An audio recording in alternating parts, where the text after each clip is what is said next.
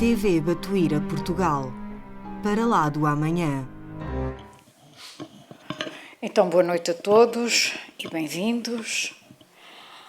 Antes de passarmos à palestra desta noite, que, como podem ver, é uma biografia de um grande espírita, lembrar apenas e só que amanhã será o aniversário da desencarnação de Kardec. Obrigada, Isabel. Ele desencarnou no dia 31 de março de 1869, com 64 anos de idade. Teve um aneurisma e caiu para o lado. Então, só para vos recordar que o nosso codificador, o organizador da nossa doutrina, amanhã será então o aniversário da sua desencarnação. E, portanto, vamos lembrá-lo amanhã, porque é sempre bom, não é? Depois disso, e ele mesmo diz no livro Obras Póstumas, depois disso ele vai voltar a encarnar 41 anos depois como Chico Xavier. Mas amanhã iremos então festejar e iremos orar por ele quando veio como Allan Kardec.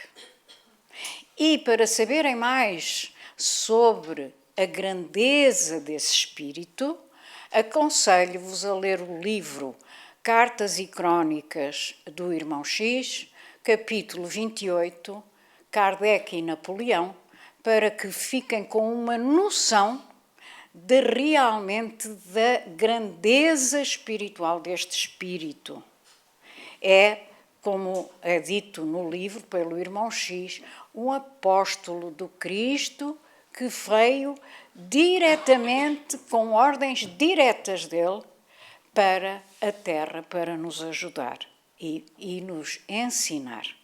Então, vamos todas e todos lembrar-nos dele amanhã e agradecer-lhe ele ter vindo, porque para estes espíritos já tão evoluídos que não precisavam sequer de vir à Terra, porque estão muitíssimo mais acima, então, mais uma vez, agradecer-lhe o seu sacrifício, porque para eles é um sacrifício virem a um mundo ainda inferior, como é a Terra. E vamos então agora, sim, falar um bocadinho deste gigante deitado. Quem foi? Foi um espírita brasileiro chamado Jerônimo Mendonça Ribeiro. Ele foi um grande trabalhador da doutrina, foi orador, foi escritor e, juntamente com Chico Xavier, que era seu amigo, ele trabalhou pelas causas sociais e pela divulgação da doutrina espírita. Temos 2 livros sobre ele. O primeiro é da Jane Martins Vilela, que é o mais conhecido, chamado então O Gigante Deitado. Mais tarde, ele vem através de uma médium também muito conhecida, a Célia Xavier Camargo. Ele vem como espírito, então, falar de 2 encarnações anteriores, muito anteriores, uma delas antes de Cristo, no século VI antes de Cristo, a contar-nos que aí estava o início dos seus problemas, da sua inferioridade espiritual, que fizeram com que ele, no século XX, viesse nestas condições. Então, ele nasceu no dia 1 de novembro de 1939, vamos lá ver se eu digo bem, porque é um nome muito esquisito para nós portugueses, Ituiutaba. Exatamente, Ituiutaba. que é uma cidade, uma vila, não sei, em Minas Gerais. Pelo menos na altura em que ele nasceu, não devia ser assim ainda muito grande, mas pronto. E desencarnou com 50 anos em 26 de novembro de 1989, também em Ituiutaba. Bom, ele ficou, e vamos ver isso, paralítico e ficou numa cama ortopédica e cego durante 30 anos. Mesmo assim, trabalhava arduamente pelo nosso ideal espírito e por isso mesmo é que ficou conhecido como o gigante deitado. Vamos então, eu trouxe-vos aqui umas imagens dele que estão na internet e vamos então aqui à biografia. Ele era tetraplégico. Quando faleceu, além de paralítico, também era cego. Mas, apesar de ter passado 30 anos da sua vida preso a uma cama, sem se poder mexer, e de ter ficado cego, também aos 30 anos, fundou os Centros Espíritas Seara de Jesus, em Ituiutaba, e Manuel Augusto da Silva, em Córrego da Canoa, que era uma comunidade rural perto desta cidade onde ele viveu grande parte da sua vida e onde nasceu. Em 1983, ele funda também um abrigo para crianças órfãs no mesmo sítio, não vale a pena, já sabem onde é. E a este abrigo para crianças ele chamou-lhe Lar Espírita Pouso do Amanhecer, porque realmente as crianças é o amanhecer, não é?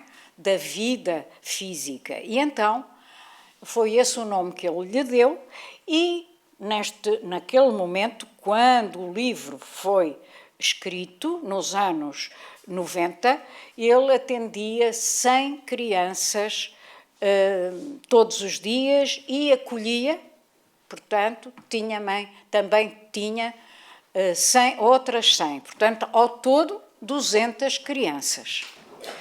Ele então ficou conhecido como o gigante deitado precisamente pela sua fortaleza espiritual e pela extensão das suas obras em prol do ideal espírita e do amor ao próximo. Portanto, como já dissemos, ele nasceu nesta cidade, Minas Gerais, no dia 1 de novembro de 1939, foi o nono de 10 filhos e os pais eram realmente muito pobres e por isso teve uma infância cheia de privações. A mãe era lavadeira e o pai fazia biscates na lavoura. E ele contava sempre a sorrir que os únicos sapatos que teve na adolescência tirou-os do lixo e foi para poder entrar no cinema que ele adorava, simplesmente adorava. Depois da desencarnação da avó, ele começou a ter dúvidas a respeito da morte e do destino das almas. E foi aí que, quando tinha 15 anos, ele conheceu o Espiritismo através de um amigo que lhe esclareceu todas as dúvidas que ele tinha ao falar-lhe da vida para lá do túmulo. Começou a frequentar o grupo espírita Amor Fraterno, em Itu, o que foi uma grande ajuda para ele. Entretanto, já nesta altura, com 15 anos, ele tinha começado a sentir dores nas articulações, especialmente nos joelhos e nos tornozelos, que passaram a ficar inchados. Aos 17 anos, era um bom jogador de futebol, mas começou a sentir os sintomas da doença que o havia de acabar por imobilizar, a artrite reumatoide. Aos 19 começou a usar muletas e teve que deixar de trabalhar. Depois passou para uma cadeira de rodas e finalmente para uma cama ortopédica. A somar a tudo isto, que já não é pouco, não é? A pouco e pouco foi ficando cego, aos 30 anos, e teve também problemas cardíacos, quer dizer, era ali um aglomerado de problemas físicos oriundos das suas vidas anteriores. Mas tudo isto pedido por ele, como vamos ver bastante mais à frente no fim. É ele que pede para vir nestas condições. Então, ele teve vários empregos, mas as dores iam aumentando cada vez mais. Não lhe davam descanso e impediam-no de ficar muito tempo de pé ou sentado. Acabava sempre por ser obrigado a deixar o emprego. Ele teve vários empregos, empregado de balcão, ardina, redator-chefe de uma revista e, inclusivamente, chegou a ser professor. O seu hobby era o cinema e gostava tanto do Tarzan que lhe puseram esta alcunha. E uma vez, no grupo espírita que ele frequentava, o orador, mediunizado, disse: venho trazer uma mensagem para um Tarzan que está na plateia. E o Jerónimo soube logo que era para ele. E o espírito disse-lhe: vem aí a selva do sofrimento.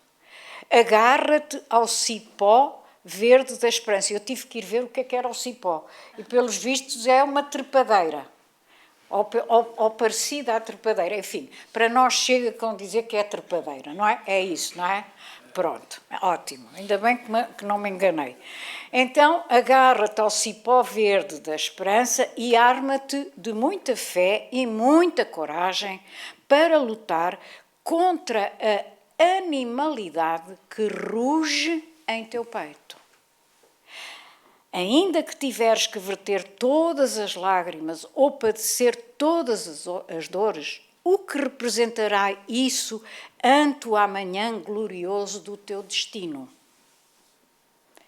Era efetivamente um aviso e ele preparou-se, porque efetivamente as dores viriam. E vieram.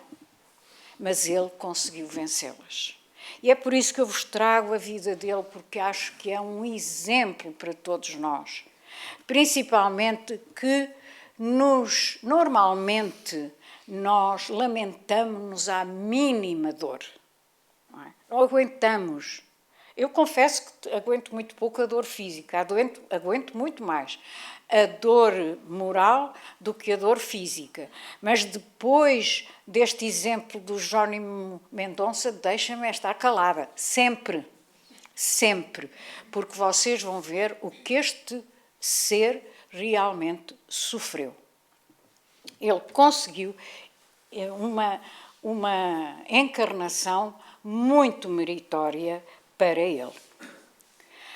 Quando foi ao cinema ver E Tudo o Vento Levou, não havia nenhum lugar vago e ele teve que ficar de pé 4 horas. E ao acabar o filme não conseguia andar, porque sentia então uma grande dor nas pernas. E como ele próprio depois disse, este foi o princípio da jornada dolorosa e difícil da paralisia. Passou 3 meses deitado, sem conseguir andar. A seguir, veio a fase em que usou muletas durante um tempo. E a partir dos 20 anos, aí já ficou mesmo tetraplégico. O quadro clínico de Jerónimo era tão desolador que mesmo quando estava sob o efeito dos remédios, muitas vezes os amigos tinham que lhe pôr sobre o peito um saco de areia de 30 quilos para ele poder suportar as dores. Vejam, qual é aquele de nós que vai agora deitar-se e pegam-lhe em cima um saco de 30 quilos e fica... Já pensaram bem o que são 30 quilos em cima do tórax? Mas era a única maneira de ele conseguir aguentar as dores. É uma coisa... É fantástico. Então, um amigo ofereceu-lhe uma carrinha Volkswagen Kombi, no Brasil é Kombi, para nós é muito mais corriqueiro. Pão de forma, não é? É o nosso pão de forma. E então, um amigo ofereceu-lhe então uma carrinha dessas para ele se poder deslocar e ir às palestras. E tornou-se orador. Com a sua cama ortopédica, que tinha sido desenhada especialmente para ele, deslocava-se por todo o Brasil, conseguindo fazer um trabalho muito valioso. Diz quem o conheceu que estava sempre a rir, gostava de conversar e também de cantar. Mesmo com 30 quilos em cima do peito, ele ainda cantava. Uma vez, o espírito do Dr. Fritz disse-lhe que tinha a doença dos 3 Cs. Cama, karma e calma. Magnífico exemplo. Em meados de 1960, quando ainda via, quase desencarnou com uma enorme hemorragia nas vias urinárias. Estava internado num hospital de Ituiutaba, quando o médico, que era seu amigo, chamou os seus companheiros espíritas que ali estavam e disse-lhes que o caso não tinha solução. A hemorragia não cedia e ele ia desencarnar. E agora, isto tudo vamos buscá-lo ao livro O Gigante Deitado. Doutor, podemos pelo menos levá-lo a Uberaba para se despedir de Chico Xavier? São muito amigos. Só se for de avião. De carro, morre pelo caminho. Um dos amigos tinha avião e levaram-no então a Uberaba. O lençol que o cobria era branco e quando chegaram a Uberaba estava todo vermelho de sangue. Chegaram à comunhão espírita cristã, mas Chico não estava, porque tinha ido à visita fraterna levar o pão e o evangelho aos mais pobres e doentes. Quando Chico chegou e o viu todo vermelho de sangue, exclamou: olha só quem nos está visitando, o Jerônimo. Está parecendo uma rosa vermelha. Vamos todos dar um beijo nesta rosa, mas com muito cuidado, para ela não se despetalar. E então, um a um, os companheiros foram-lhe dando um beijo na cara. Mais tarde, ele disse que sentia a vibração da energia fluídica que recebia em cada beijo. Por fim, Chico deu-lhe um beijo e pôs-lhe a mão no abdômen, ficando assim durante uns minutos. Ou seja, deu-lhe passe. Foi o que Chico fez. Jerônimo contou depois que teve a sensação de um choque de alta voltagem a sair da mão do Chico. E a hemorragia parou. Claro, o Chico fazia isto e muito mais que fosse necessário, não é? E ele, que tinha ido ali despedir-se para desencarnar, acabou por fazer a palestra evangélica a pedido do Chico. E Chico tem o seguinte diálogo com ele. Você sabe o porquê desta hemorragia, Jerônimo? Não, Chico. Foi porque você aceitou o coitadinho. Coitadinho do Jerônimo, coitadinho. Você desenvolveu a autopiedade. Vejam lá que importante que são sempre todas as lições que o Chico nos dava, não é? Portanto, tudo isto de ai, coitadinha de mim, ai, coitadinho de mim, ai, que sofro tanto, é autopiedade e só nos vai fazer é mal, pelo que se viu. Começou a ter dó de você mesmo e isso gerou um processo destrutivo. O seu pensamento negativo interferiu fluidicamente no seu corpo físico, gerando a lesão. Doravante, Jerônimo, vença o coitadinho, tenha bom ânimo, alegre-se, cante, brinque, para que os outros não sintam piedade de você. E foi isso que ele começou a fazer, com 30 quilos em cima do tórax, e cantava, e brincava, e dizia chalaças, etc. Então, os amigos levavam-no sempre ao cinema e a outros sítios para ele se distrair. E certo dia, no cinema, uma rapariga tropeçou na cama dele e explodiu. Coitadinha, não estava bem nesse dia. Não é possível. Onde eu vou, está o aleijado. Vou a uma festa, o aleijado está lá. Vou ao futebol, o aleijado está lá. Venho ao cinema e encontro o aleijado aqui. Este aleijado persegue-me. Onde eu vou, lá está ele. E o Jerónimo pensou, e agora? Ela está revoltada, nervosa mesmo. Tenho que lhe dar uma resposta, mas não quero irritá-la ainda mais. O que lhe hei de dizer? E saiu-se com esta. Mas também, minha filha, você não para em casa, hein? Ela diz que o olhou, atónita, estava à espera de tudo menos daquela saída, não é? Olhou para ele, de admiradíssima, e começou-se a rir. E riram-se os dois e a partir daí ficaram amigos, obviamente. Normalmente, quando alguém conhecido desencarnava, pediam-lhe que fizesse a prece de despedida. E um dia, isto já no cemitério, um dia fez uma prece muito sentida e, no fim, emocionadas, as pessoas foram saindo e esqueceram-se dele. Já era bastante tarde, quando os amigos que iam fazer o turno da noite da toalete dele, para tratarem dele, dar-lhe de comer, etc., ao jantar, ao verem que ele não estava a lembrar-se do cemitério e foram logo a correr buscá-lo. E ele diz que nestas alturas o que ele exercitava era a resignação. Tinha que esperar que se lembrassem dele para tudo. Até para beber um copo de água, para lhe darem um café.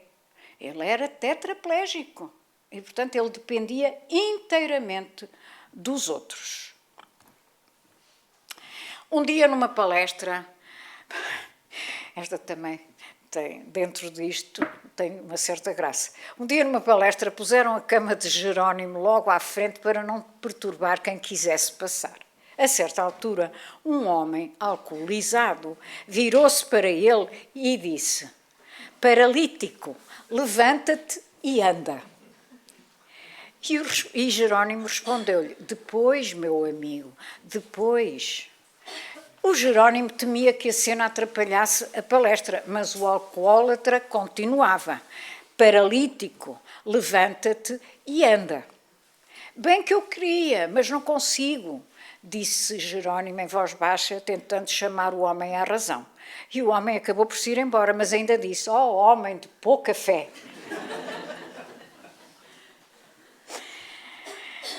Outra vez, em meados dos anos 60, estava em... Ai, vocês, brasileiros e os nomes... Estava em Tupaciguara, muito obrigada, para angariar fundos para construir o Centro Espírita Ceareiros de Jesus em Utuiutaba. E na casa onde estava hospedado, este é um exemplo lindo que vem no livro. Onde estava hospedado, ouvia a rádio rural que pedia ajuda, então, aos irmãos da cidade para que ajudassem à construção deste centro espírita com madeira e outros materiais de construção. Por volta das 6 da tarde, aqui está uma fotografia, já depois de construído, apareceu uma senhora com 76 anos, apoiada numa bengala, que perguntou onde estava o rapaz que tinha falado na rádio sobre a construção de um centro espírita.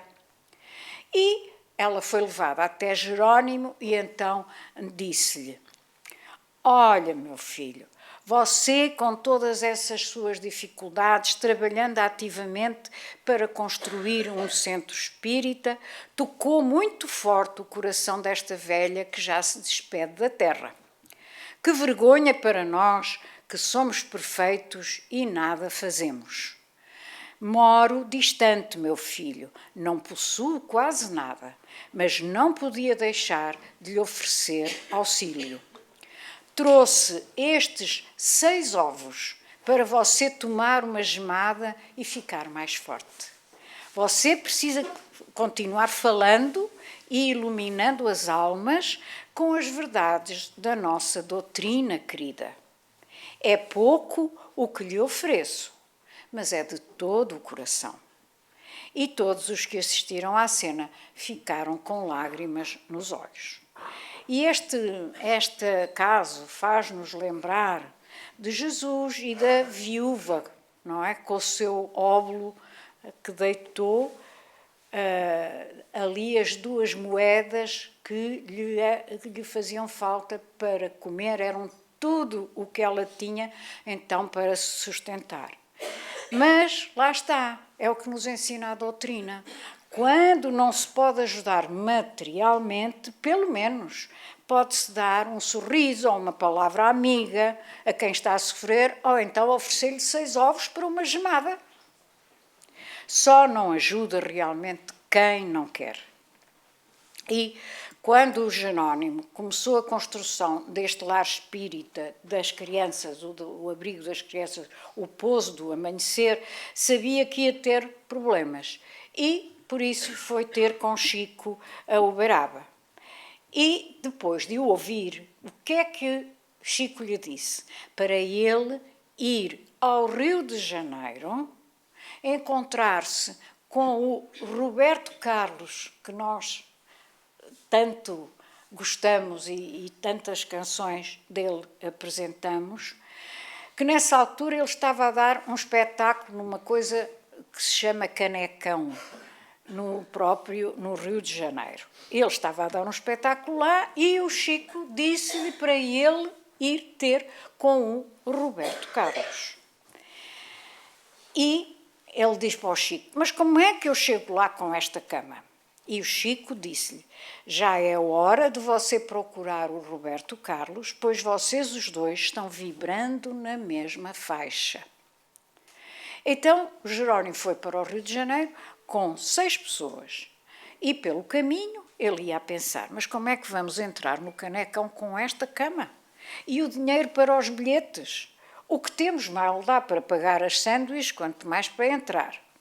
No entanto, as palavras do Chico continuavam a vir-lhe à cabeça e ele, muito obediente, como devia ser ao Chico, lá fazia e fez o que devia. Ao chegar ao Canecão, ainda um pouco apreensivo, ouviu uma voz a dizer-lhe, Jerónimo, você é por aqui? O que o traz ao Canecão?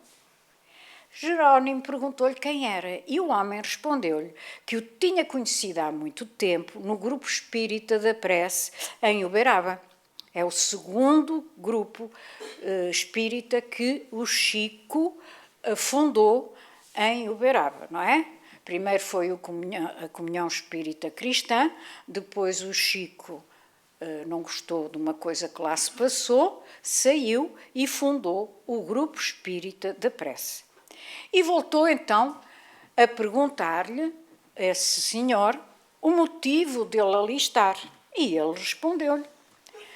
E comentou que ia ser difícil entrar no Canecão com aquela cama e sem dinheiro. E a resposta, que o Chico já sabia, não nos esqueçamos disso, não é? Que ele tinha premonição, tinha todos os tipos de mediunidade. E então ele disse-lhe, eu sou o gerente do Canecão, vocês vão entrar agora mesmo. Jerónimo sentiu um frio na espinha e pensou, não é possível. Mas claro, com o Chico era sempre tudo possível. O gerente então arranjou lugar para os 6 até ao fim do espetáculo. E aconteceu um facto interessante. Uma senhora que passava pelo corredor comentou, Roberto é Roberto. Até os doentes deixam o hospital para virem assistir. Quando o espetáculo acabou, Roberto Carlos foi então avisado pelo gerente do que se passava. Foi ter com ele e este, ou seja, Jerónimo Mendonça, pensou, o que é que eu lhe vou dizer? Mas o Roberto Carlos antecipou-se dizendo-lhe, olá, bicho. E o Jerónimo pensou, bom, agora estou mais à vontade, estou no meu zoológico. Então, o Roberto Carlos ouviu o que o Jerónimo tinha a dizer e pediu-lhe que fosse à sua casa no dia seguinte, às 3 da tarde.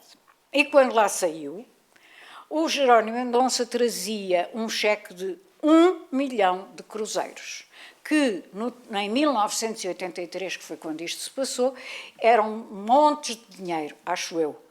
Parece que é o que me diz, é o que diz no livro, que era uma enorme quantia. E eu acredito. Então, vamos recapitular, porque é bom que nos lembremos sempre dele e de tudo aquilo que ele fez.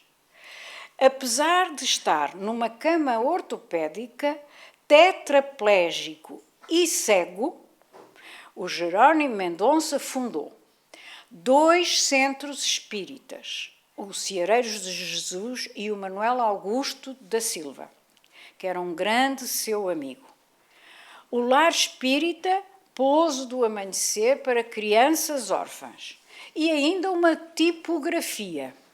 E ele escreveu 5 livros: Crepúsculo de um Coração, De Mãos Dadas com Jesus, Nas Pegadas de um Anjo, Escalada de Luz e Cadeira de Rodas. E ainda editou 2 LPs. Os mais novos, se calhar, não sabem o que eram, mas são discos. São discos. Grandes. Então, ele editou também 2 LPs, o Intimidade Espírita e o Obrigada, Senhora. E estamos a chegar ao fim desta sua existência. O gigante deitado desencarnou depois de 50 anos de uma vida proveitosa. E do livro biográfico desta senhora Jane Martins Vilela, tiramos o seguinte extrato. Imagina o leitor um homem totalmente paralítico, num leito há mais de 30 anos, sem mexer o pescoço, cego há 20 anos, com terríveis dores no peito, necessitando do peso de quilos de areia para suportar essas dores. Este homem, resignado e sereno, viajou pelo Brasil fora, proferindo palestras, cantando, consolando e orientando centenas de pessoas. Durante, então, 30 anos, ele esteve preso a uma cama, paralítico, sem se poder mexer, nem sequer o pescoço, e com a agravante, ainda por cima, de não ver. Como quase não dormia, com as dores, aproveitou para estudar bastante a doutrina espírita. E quando ficou cego, eram os amigos que lhe liam. E nunca lhe faltaram bons amigos. Estava sempre rodeado, pelo menos por 4 ou 5 amigos, sempre, a qualquer hora do dia. Certo dia, e esta parte que eu vou agora comentar é conhecido da vida dele, um repórter perguntou-lhe o que era a felicidade para ele. E ele respondeu-lhe: para mim, deitado há tanto tempo nesta cama sem me poder mexer, a felicidade seria poder virar-me de lado.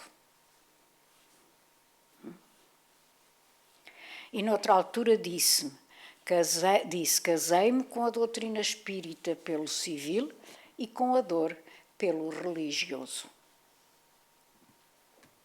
Era um grande espírita. E disse: ante a sublime verdade do espiritismo cristão, vejo e sinto que realmente a nossa vida na Terra não passa de uma curta aprendizagem ante o infinito da vida neste universo imenso. Nesta batalha contra a doença é preciso lutar e vencer, jamais ser vencido.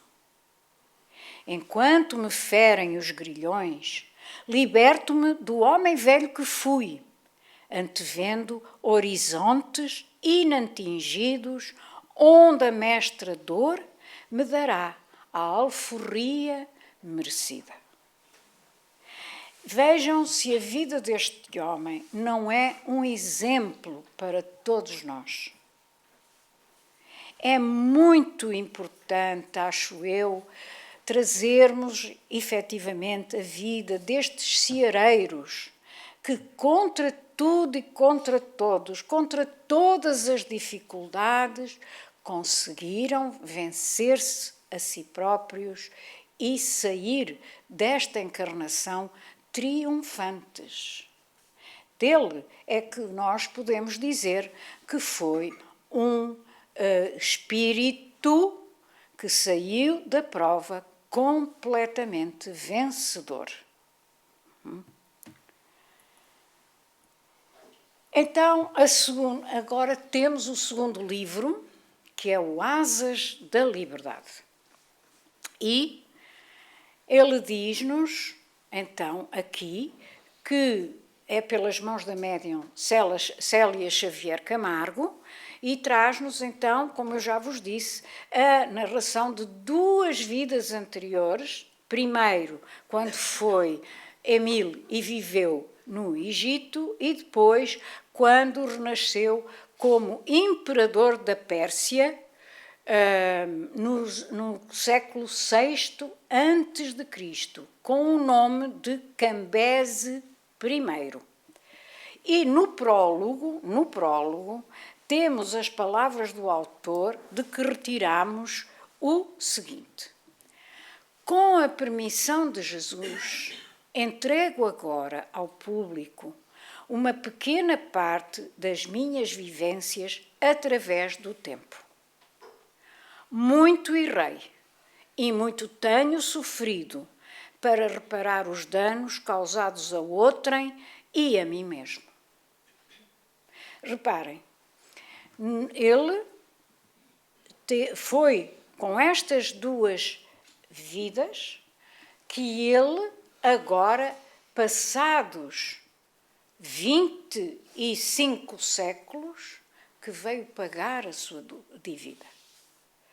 Isto para nos lembrar que a evolução é muito lenta e que só quando o espírito está realmente preparado para isso é que Deus nos dá a prova. Não é quando nós queremos, é quando o nosso espírito está realmente já preparado para isso. Ele pediu, vamos ver isso, ele pediu. Mas se ele não estivesse preparado em termos espirituais, a espiritualidade não tinha consentido que ele viesse naquelas condições. Aliás, ele queria vir em condições ainda piores, mas a espiritualidade não aceitou. Portanto, muito errei, diz ele, e muito tenho sofrido para reparar os danos causados a outrem e a mim mesmo. São estes os exemplos que nós devemos realmente reter e tentar seguir, não é? Porque depois de ouvirmos, de vermos, enfim, de sabermos da história deste espírito, julgo que nenhum de nós vai sair daqui com vontade de se queixar de nada. Porque ao lado dele nós não temos nada, não é? E ele viveu assim 30 anos, 20 dos quais também cego. É obra. Então, vamos lá ler o que ele disse outra vez. Com a permissão de Jesus, entrego agora ao público uma pequena parte das minhas vivências através do tempo. Muito errei e muito tenho sofrido para reparar os danos causados a outrem e a mim mesmo.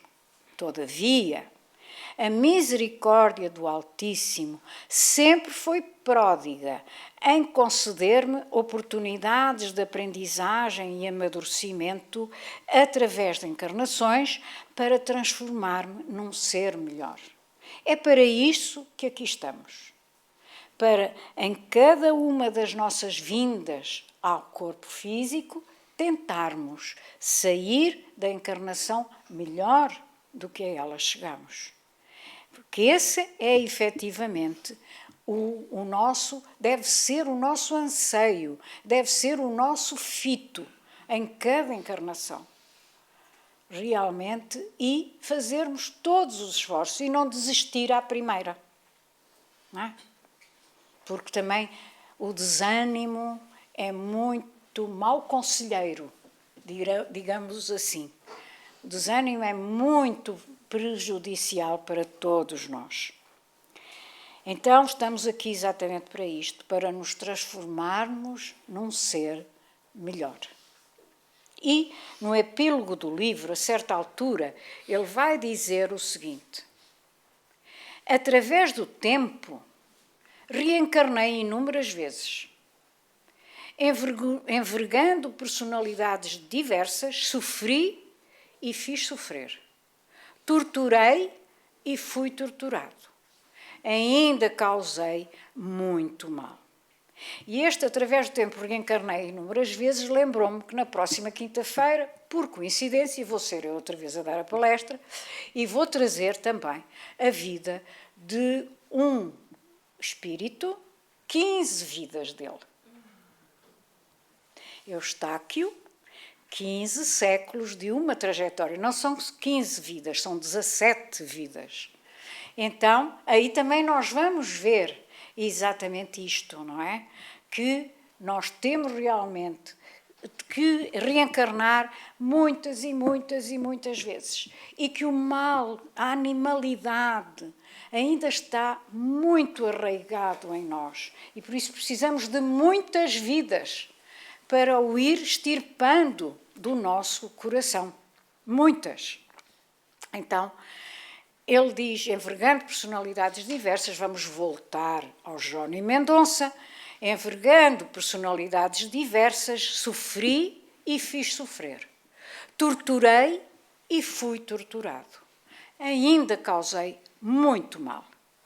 Enfrentei dores acerbas, até que, nesse ir e vir constante e alternado, ora em experiências na Terra, ora no mundo espiritual, a consciência começou a despertar, mostrando-me que recebemos sempre o que plantamos. Então, passei a entender que, causando o mal, receberia o mal de retorno, mas que, fazendo o bem, colheria bênçãos infinitas. No invisível, dediquei-me a trabalhar muito e a socorrer incansavelmente todos os que foram prejudicados por mim, graças à ajuda dos benfeitores espirituais, sempre prontos a sustentar-me os esforços no bem.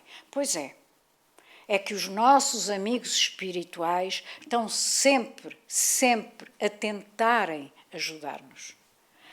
Só que nós, muitas vezes ainda, ouvimos o lado que não devemos, não é? E eles ficam muito tristes connosco, muito tristes quando nos veem falhar, às vezes aparatosamente. Mas não foi o que aconteceu com o Jerónimo Mendonça nesta vida. Nesta, ele conseguiu plenamente vencer-se. Apesar do trabalho a que me dedicava havia muitos anos, isto no além, comecei a sentir a necessidade de reduzir os meus clamorosos débitos com a justiça divina e também de provar as mudanças que eu acreditava já ter incorporado em definitivo ao meu ser espiritual, razão porque desejei reencarnar.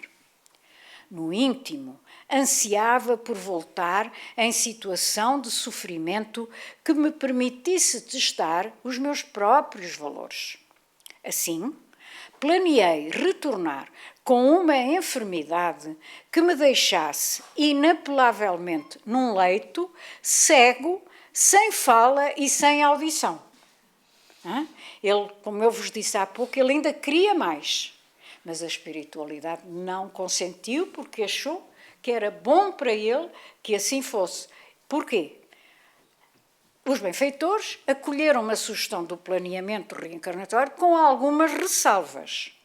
Um deles de condição mais elevada, meu antigo mestre Aziz, considerou: caro irmão Jerónimo, muito justo o teu desejo de retornar às lides terrenas na reafirmação de tuas conquistas, ao mesmo tempo que trazes no íntimo o anseio de reparar débitos contraídos em encarnações passadas. Louvamos o teu propósito. No entanto, dessa maneira ficarias restrito ao padecimento físico, utilizando a tua condição para desenvolver especialmente a resignação, a paciência e valores íntimos de elevação por meio da prece, com contacto com as esferas espirituais. Todavia, isto era muito bom, realmente, mas não era o que estava programado para ele pelo mais alto. Todavia, considerando-se a tua condição moral e espiritual, entendemos que podes fazer mais para que o teu retorno ao palco do mundo adquira novo significado pela exemplificação do Evangelho do Cristo. Então, sugerimos que deves renascer com os talentos da fala e da audição. Reparem que são considerados talentos. E o que é que nós fazemos com estes dois talentos, principalmente com o da fala? Não é? Tenhamos atenção. Não vou dizer mais nada, porque o tempo está a passar e, além disso, não é este o tema da noite. O tema é a vida do Jerónimo Mendonça e do que ele nos trouxe de exemplo de resignação e de acatar a vontade de Deus e de Jesus. E vamos então, todavia, sugerimos que deve renascer com os talentos da fala e da audição para que te sirvam de poderosa alavanca no exercício do bem de que a seara de Jesus tanto necessita.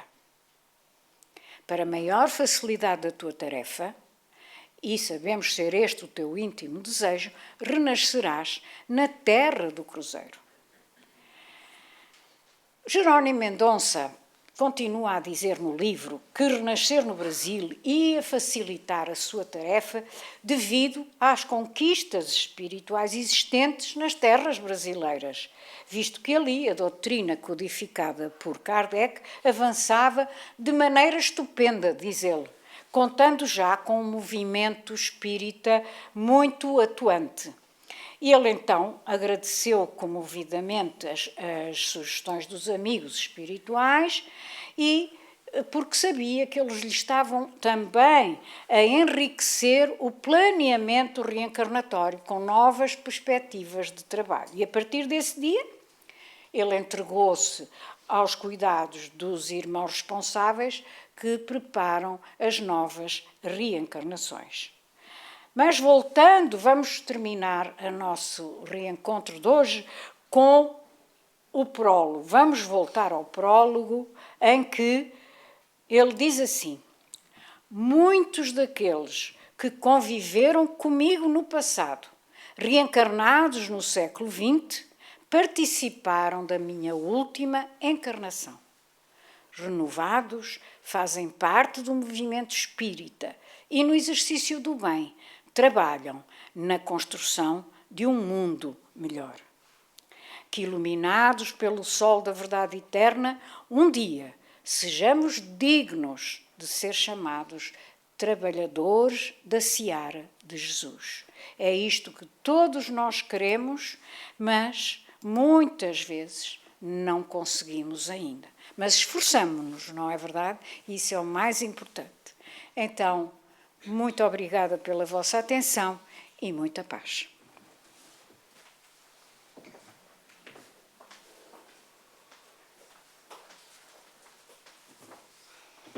Boa noite a todos. Não consegui ouvir, só consegui ouvir um pouquinho a palestra, mas realmente nós conseguimos perceber, através de vários casos,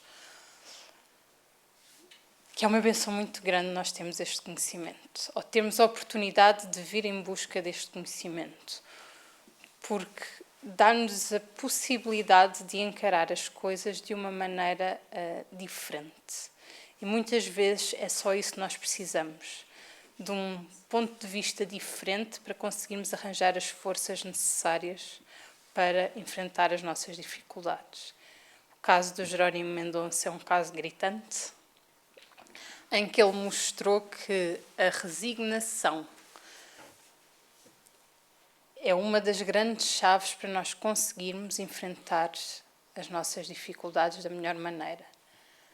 Mas a resignação não significa ficar parado. Trabalhar resignado com aquilo que nós temos que receber. Isso é muito importante, porque todos nós, sem exceção, estamos aqui para evoluir. Todos nós ainda temos erros do passado para corrigir. E termos a bênção de poder corrigi-los, de poder corrigir tudo aquilo que nós fizemos de menos bom no nosso futuro, no nosso dia-a-dia, é muito importante. E a doutrina espírita, e por isso é que nós falamos tanto da importância do estudo na casa, porque efetivamente só estudando é que nós vamos ter o conhecimento necessário para saber qual a melhor maneira de agir. Se nós não soubermos, nós vamos continuar a cometer erro atrás de erro por ignorância. E nada pior do que chegar do lado de lá e perceber todos os erros que nós cometemos, simplesmente porque não nos predispusemos a aprender mais, a conhecer mais, a estudar mais. Está tudo aí. E olhem que nós temos acesso a um conhecimento de forma tão fácil. Quantos e quantos precisaram de batalhar e dar a própria vida para que hoje nós tivéssemos este acesso a este conhecimento. Portanto, o nosso único objetivo, o nosso único dever é abrir o nosso coração e ir atrás. Temos que deixar de querer que nos levem ao colo. Isso não acontece. Nem nunca vai acontecer. Eles ajudam. Eles estendem-nos a mão. Mas nós temos que fazer o percurso por nós mesmos. Está aqui, nós temos o nosso querido Kardec, temos Chico, temos os imensos livros que Chico nos deixou. Não é por acaso que a casa, uma das coisas que tenta ao máximo é divulgar sempre com Jesus, Kardec e Chico Xavier. Esta é a nossa base. Porque só eles, já nos dão uma imensidão de conhecimento que nós ainda não conseguimos destrinçar. E é esse o nosso objetivo. Estudar, trabalhar, porque não podemos só ficar no estudo, também temos que pôr em prática.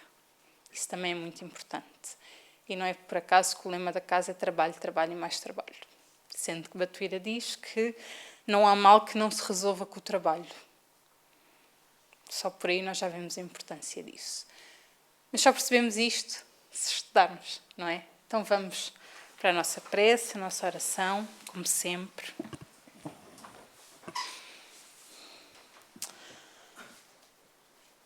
E vamos elevar o nosso pensamento até o mais alto para agradecer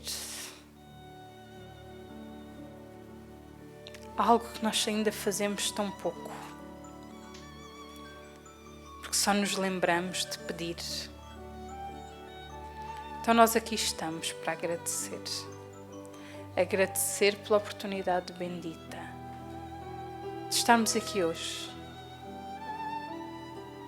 de podermos vir em busca dos instrumentos que irão nos ajudar a seguir no caminho que nós temos que percorrer, que nos vão dar o alento, a força necessária para enfrentarmos as nossas dificuldades de frente, para percebermos de uma vez por todas que não estamos desamparados, que não fomos esquecidos, que não somos filhos de Deus perdidos por aí, mas que estamos muito bem assessorados, com os amigos espirituais, e que só depende de nós receber essa ajuda. Então agradecemos a Jesus por ter vindo há 2000 anos para exemplificar o seu Evangelho de amor. Agradecemos a Kardec, que veio como Kardec para codificar esta doutrina bendita, e como Chico para vivenciá-la e para demonstrá-la através do seu exemplo. Agradecemos a Batuíra por nos ter oferecido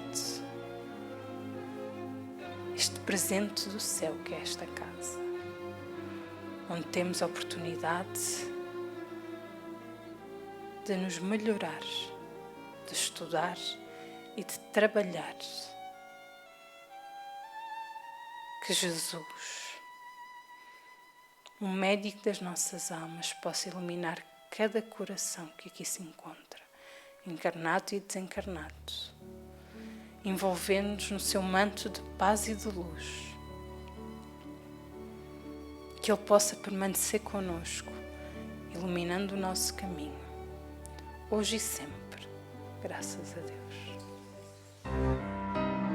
TV Batuíra Portugal. Para lá do amanhã.